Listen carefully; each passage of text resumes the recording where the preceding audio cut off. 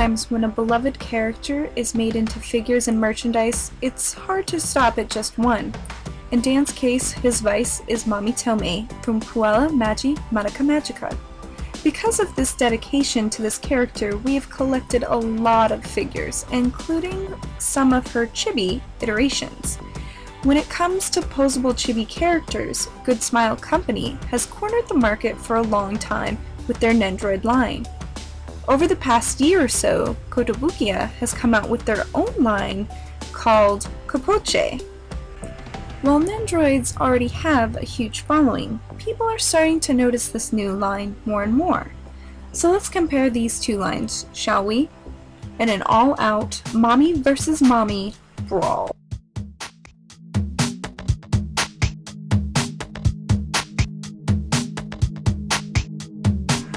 It's a little bit hard to compare this particular Nendoroid, as some of you may have noticed the packaging is the old style. However, that makes it a bit easier to compare in a way because they are more alike. As you can see, they have a similar color scheme and feel to them. Both of them have giant windows in the front with the name of the figure type as well as the character.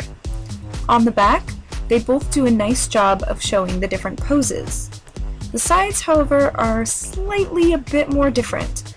While they both have a picture of the figure, the Nendoroid box has a couple more windows that help let in a bit more light into the box.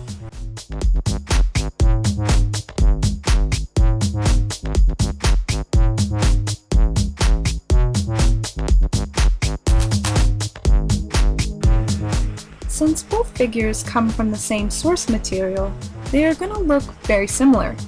But the Cu-poche is a bit taller than the Nendoroid and has more joints for more posing possibilities. If you are familiar with Nendoroids, you know what to expect. The neck, hair, torso, shoulders, arm, hand, and leg all have joints to help you pose her. She also comes with a removable magnetic hat. The Cu-poche moves very similar to the Nendoroid, but her torso does not turn, and her elbows have ball joints, as well as her knees and ankles. Her hat is also attached magnetically.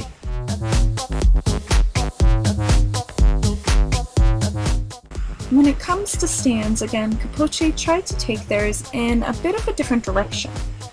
Where the newer Nendoroid stands have 13 holes to place the arm of the stand in, the Cu-poche only gives you 10 with 2 different sizes for the holes. However, they also give you this large magnetic piece for the bottom of the Cu-poche's feet to cling to. Though there is a slight issue with the magnets on the bottom of her feet. It seems that the magnets are more powerful than the glue that keeps them on, and will stick to the base rather than her feet when you try to remove her. Luckily, both Nendoroids and Cu-poches come with arm pieces that fit into the back of the figures, so you don't really need the magnets. Also, both arm pieces appear to be interchangeable between the two lines. While both stands have their similarities and differences, both lines do come with extra pieces that the other one does not. One of the extra pieces that the Cu-poche stand comes with is this piece that attaches to the arm piece and will clamp around the waist.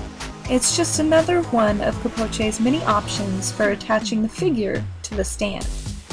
The Nendoroid has a longer extended arm for another piece. So with that, now let's get into our next segment.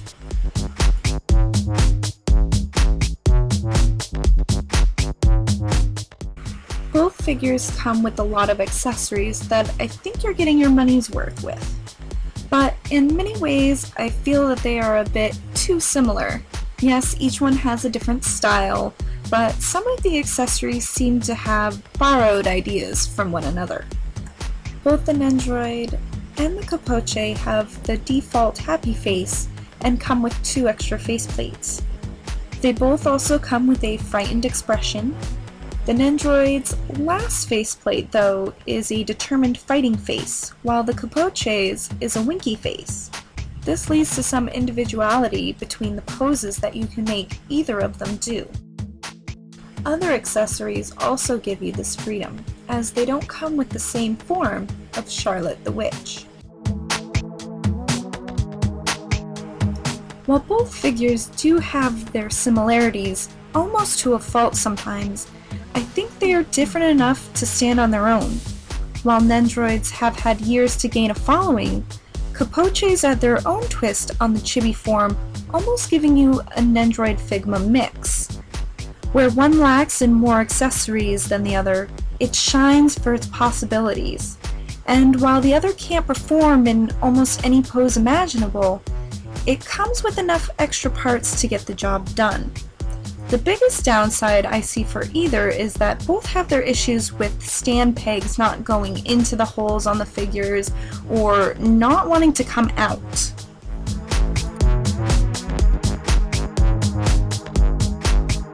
As I know collecting is a very personal thing for each person, I can't really claim a true winner as they both are great chibi figures. So, who do you think won? Mami Nendoroid or Mami Cu-poche? Leave your comments down below.